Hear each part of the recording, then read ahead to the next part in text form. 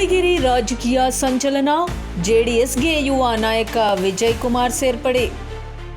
ಮುಂಬರುವ ವಿಧಾನಸಭಾ ಚುನಾವಣೆಯಲ್ಲಿ ಜೆಡಿಎಸ್ ಅಭ್ಯರ್ಥಿಯಾಗುವ ಸುಳಿವು.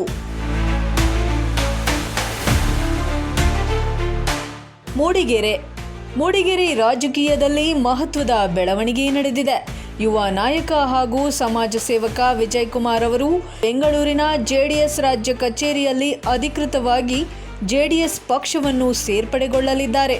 ಹಲವಾರು ವರ್ಷಗಳಿಂದ ಸಮಾಜ ಸೇವೆಯ ಮೂಲಕ ಮೂಡಿಗೆರೆ ಜನರ ವಿಶ್ವಾಸ ಗಳಿಸಿರುವ ವಿಜಯ್ ಕುಮಾರ್ ಶಿಕ್ಷಣ, ಆರೋಗ್ಯ, ಬಡವರ ನೆರವು ಸೇರಿದಂತೆ ವಿವಿಧ ಸಾಮಾಜಿಕ ಚಟುವಟಿಕೆಗಳಲ್ಲಿ ಸಕ್ರಿಯವಾಗಿ ತೊಡಗಿಸಿಕೊಂಡು ಜನಮನ ಗೆದ್ದಿದ್ದಾರೆ.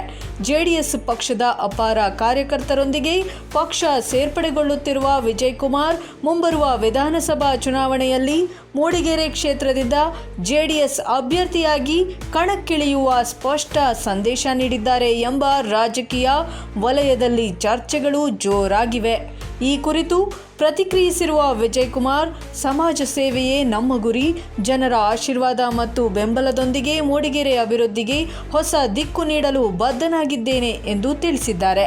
ವಿಜಯ್ ಕುಮಾರ್ ಅವರ ಜೆಡಿಎಸ್ ಸೇರ್ಪಡೆ ಮೂಡಿಗೆರೆ ರಾಜಕೀಯ ಸಮೀಕರಣದಲ್ಲಿ ಹೊಸ ಚರ್ಚೆಗೆ ಕಾರಣವಾಗಿದ್ದು, ಮುಂದಿನ ದಿನಗಳಲ್ಲಿ ಕ್ಷೇತ್ರದ ರಾಜಕೀಯ ಮತ್ತಷ್ಟು ಕಾವು ಪಡೆಯುವ ಸಾಧ್ಯತೆ ಇದೆ.